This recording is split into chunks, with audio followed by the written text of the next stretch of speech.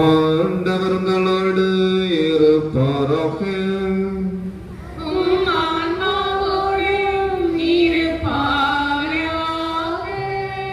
புனித மத்தேயு எழுதிய தூய நற்செய்தியிலிருந்து வாசகம்.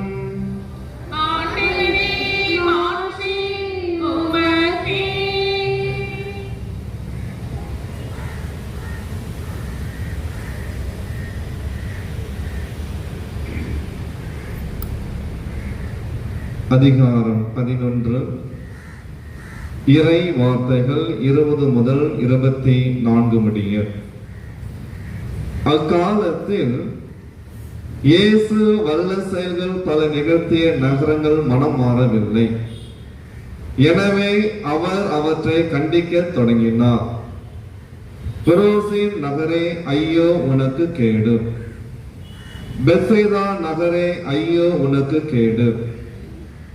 ஏனெனில் உங்களிடையே செய்யப்பட்ட வல்ல செயல்கள் தீர் சீதோன் நகரங்களில் செய்யப்பட்டிருந்தால் அங்குள்ள மக்கள் முன்பே சாக்கு உடை உடுத்தி சாம்பல் பூசி மனமாறி இருப்பர். தீர்ப்பு நாளில் தீருக்கும் சீதோனுக்கும் கிடைக்கும் தண்டனையை விட உங்களுக்கு கிடைக்கும் தண்டனை கடினமாகவே இருக்கும் என நான் உங்களுக்கு சொல்கிறேன். கப்பர்நாகுமே, நீ வானளவு உயர்த்தப்படுவாயோ இல்லை, பாதாளம் வரை தாழ்த்தப்படுவாய். ஏனெனில் உன்னிடம் செய்யப்பட்ட வல்ல செயல்கள் சோதோமில் செய்யப்பட்டிருந்தால் அது இன்று வரை நிலைத்திருக்குமே.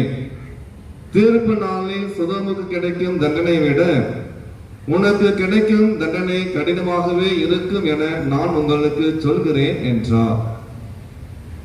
ஆண்டவரின் அருள் வாக்கு.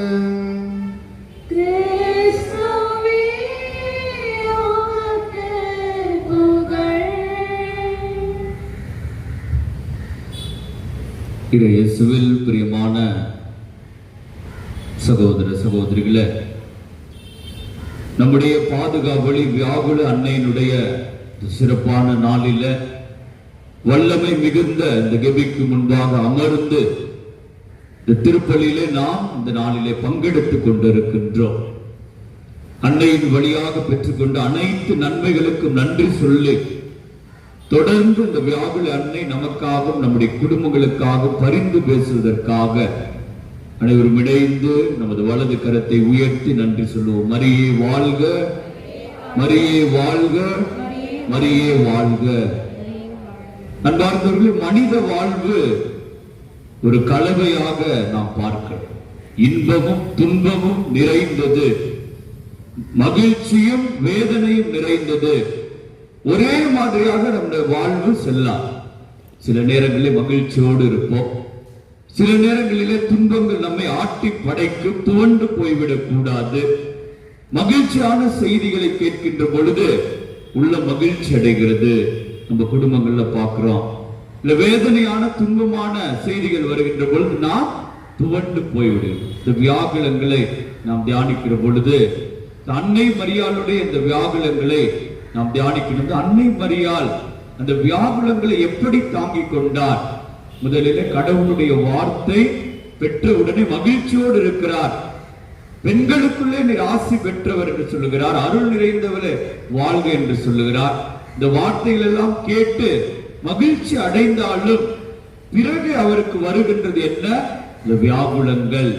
முதல்ல நம்ம பார்க்கிற குழந்தை இயேசுவை அவர் பெற்று எடுத்த உடனே அந்த யூத முறைப்படி கோயிலுக்கு செல்லுகிறார். மகிழ்ச்சியோடு அந்த குழந்தையை தூக்கி கொண்டு செல்லுகிறார்கள்.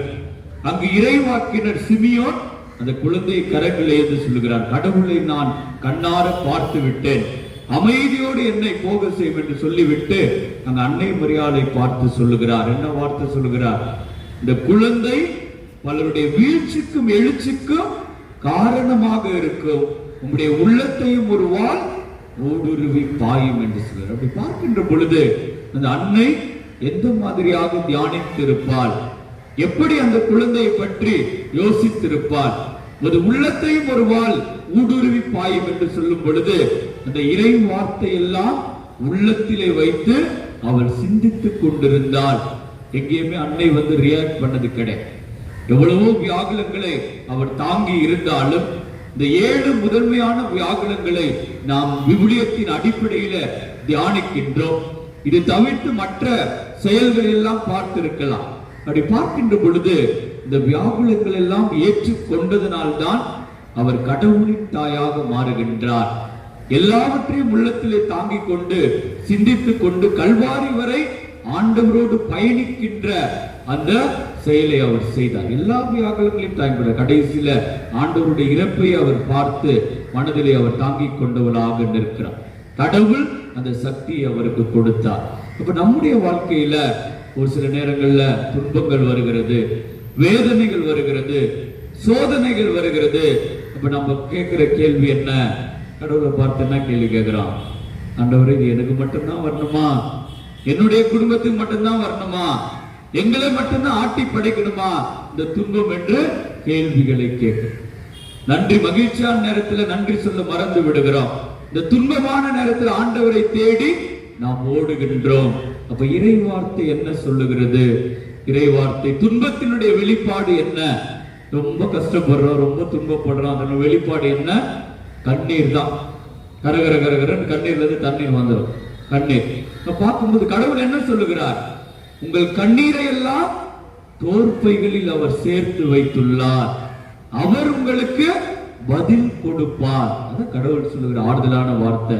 இரண்டாவது என்ன சொல்றாரு? உங்கள் துன்பம் எல்லாம் என்னவா மாறும்? மகிழ்ச்சியாக மாறும். கண்ணீரோடு விதைப்பவர்கள் அக்களிப்போடு அறுவடை செய்வார்கள் என்று சொல்லுகிறார். திருத்தூதர் பணிகள்ல நம்முடைய சக்திக்கு மேலாக ஆண்டவர் நம்மை சோதிக்க மாட்டார். அப்படி சோதித்தாலும் அதை தாங்கிக் கொள்ளக்கூடிய வலிமையை நமக்கு அவர் கொடுப்பார் என்று இறை வார்த்தை சொல்லி. எனவே ஆண்டவருடைய வார்த்தையை நம்புகிற பொழுது எவ்வளவு சோதனைகள் வந்தாலும் துன்பங்கள் வந்தாலும் அன்னை மரியாளை போல அந்த தாங்கக்கூடிய சக்தியை கடவுள் நமக்கு கொடுத்து வழி நடத்துவார்.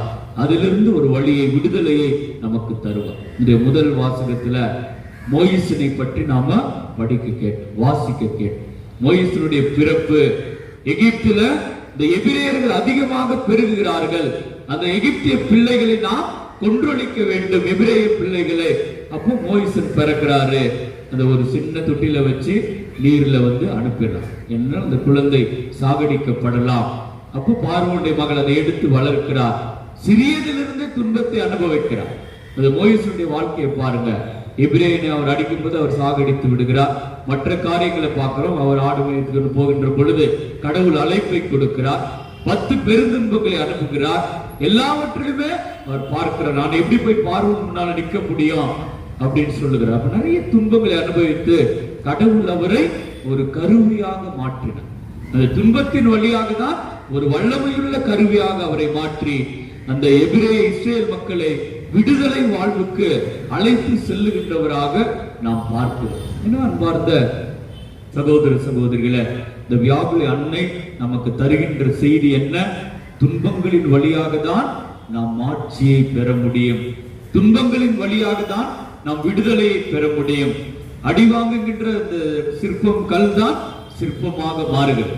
சுடப்படுகின்ற செங்கல் தான் சக்தியாக கடினமான ஒரு கல்லாக மாறுகிறது. சுடப்படுகின்ற அந்த பொன் தான் ஜொலிக்கிறது. அப்படி பார்க்கின்ற பொழுது நம்முடைய வாழ்க்கையில எவ்வளவு துன்பங்களை நாம் அனுபவித்தாலும் அதன் வழியாக கடவுள் நமக்கு மாட்சியை கொடுப்பார் என்பதை அன்னை மரியாள் நமக்கு உணர்த்துகிறார். அவர் தாங்கிய வியாகுலங்களை போல இந்த நாள் ஒரு நாள் மகிழ்ச்சியாக இருக்கலாம், மற்ற துன்பங்கள் வரலாம், குடும்பங்களில் வேதனைகள் இருக்கலாம், நோய்கள் இருக்கலாம். ஆனால் கடவுள் அதை தாங்கிக் கொண்டே சக்தியையும் அதிலிருந்து விடுதலையும் நமக்கு கொடுப்பார் என்கின்ற நம்பிக்கையை அன்னை மரியாள் நமக்கு உணர்த்துகிறார். எனவே இந்த நாளில சிறப்பாக செபிப்போம். தொடர்ந்து அன்னை மரியாள் நமக்காகவும் நம் குடும்பங்களுக்காகவும் பரிந்து பேசுகின்ற வியாகுல அன்னையாக நமக்கு மாற சிறப்பாக செபித்து ஒப்பு கொடுப்போம்.